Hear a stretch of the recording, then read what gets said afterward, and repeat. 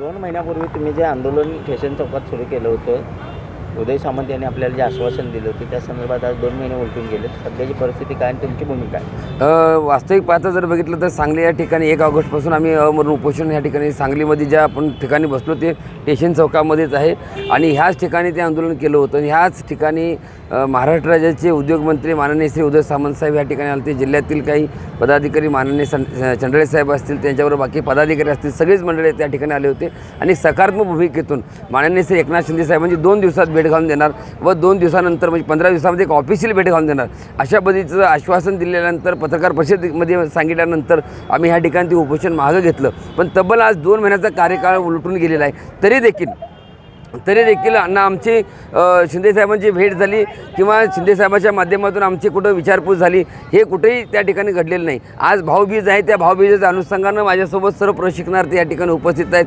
मी त्यांना विनंती करतो की आमचा अजून देखील तुमच्यावर विश्वास आहे. माननीय श्री उद्धव सामंत साहेबांनी जो शब्द दिला होता तो शब्द पाळावा. मामानी भाच्याला वाऱ्यावर सोडू नये. मामानी आज भाच्याची माझं भाऊबीज आहे ओवाळणी म्हणून या मुलांना काय देणार किंवा कुठल्या स्वरूपामध्ये नोकरी उपलब्ध करून देणार हे देखील मामाने त्या ठिकाणी सांगावं. आज भर भाऊबीजच्या अनुषंगानं या ठिकाणी पत्रकार परिषद घेण्यात येते. या ज्या ठिकाणी आंदोलन केलं त्याच ठिकाणी पुन्हा एकदा माननीय श्री उद्धव सामंत साहेबांना विनंती करण्यात येते की आपण दिलेला शब्द पाळावा. ज्या ठिकाणी आपण उपोषण सोडायला आला होता त्याच ठिकाणी पुन्हा त्याच ठिकाणी पत्रकार परिषदेतून आम्हाला हे सांगावं लागतं की तब्बल 2 महिन्याचा कार्यकाळ संपून गेला. म्हणजे 2 दिवस म्हणजे सरकारचे 2 महिने का हाही प्रश्न, सरकारी काम आणि 6 महिने थांब हे पुन्हा प्रश्न या ठिकाणी निर्माण होतोय. जर ह्या मागण्या येणाऱ्या काळामध्ये 11 महिन्याचा कार्यकाळ बघता पूर्ण झालेला आहे आणि 11 महिने पूर्ण झाल्यानंतर जे मुलांना पत्र प्राप्त झाले ते कुठेही ग्राह्य धरलं जात नाही.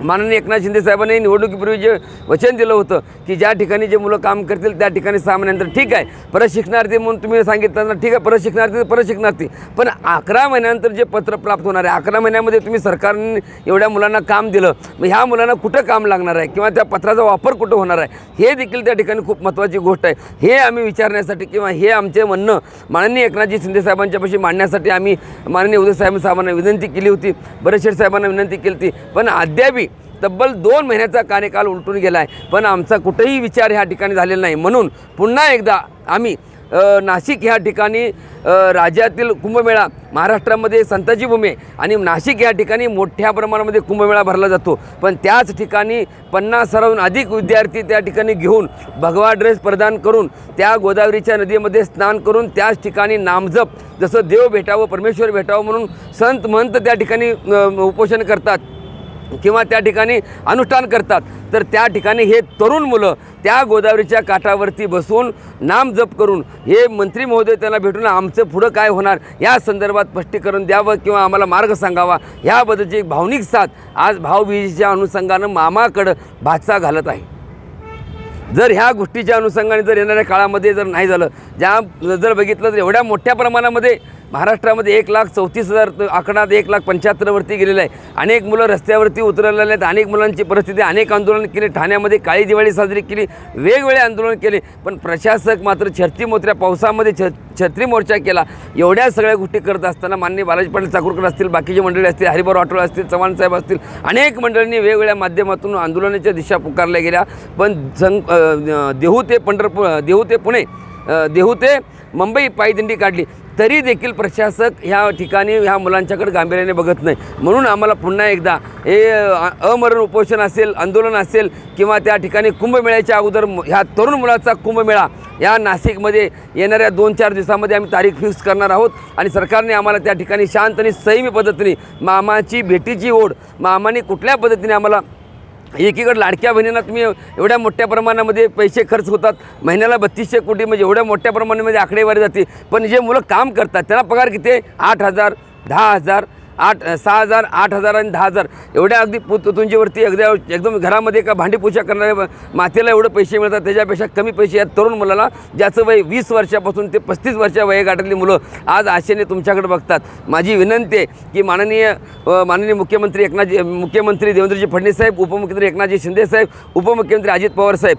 ह्या मुलांचा कुठेतरी गांभीर्याने विचार करावा. नाहीतर येणाऱ्या काळामध्ये एकीकडे रोजगार तुम्ही देतो म्हणून सांगताय आणि एकीकडे ह्या मुलांना रस्त्यावर उतरणे करण्याची पाळी देखील आज या ठिकाणी होते.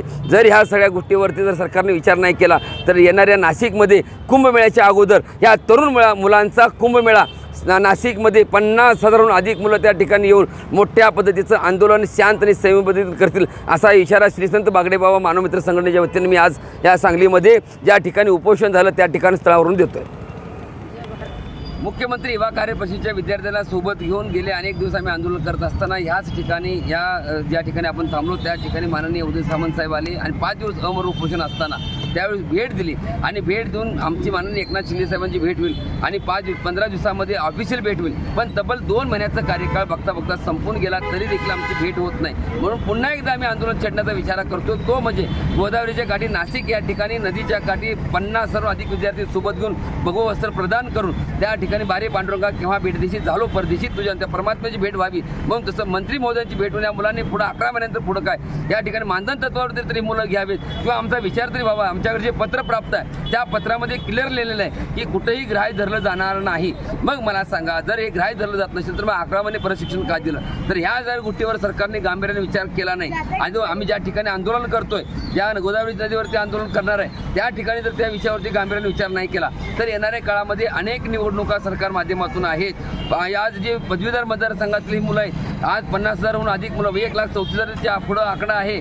पुण्यामध्ये 6,000 मुलं आहेत, सांगलीमध्ये 6,000 मुलं आहेत, कोल्हापूरमध्ये 6,000 आहेत, सोलापूरमध्ये 4,500 मुलं आहेत. प्रशिक्षणार्थी रस्त्यावर जेव्हा उतरतील तर येणाऱ्या काळामध्ये निवडणुकीवर देखील याचा परिणाम तुम्हाला सरकारला दिसून येईल. माझी पुन्हा एकदा विनंती ह्या भाच्याला वाऱ्यावरती सोडू नका.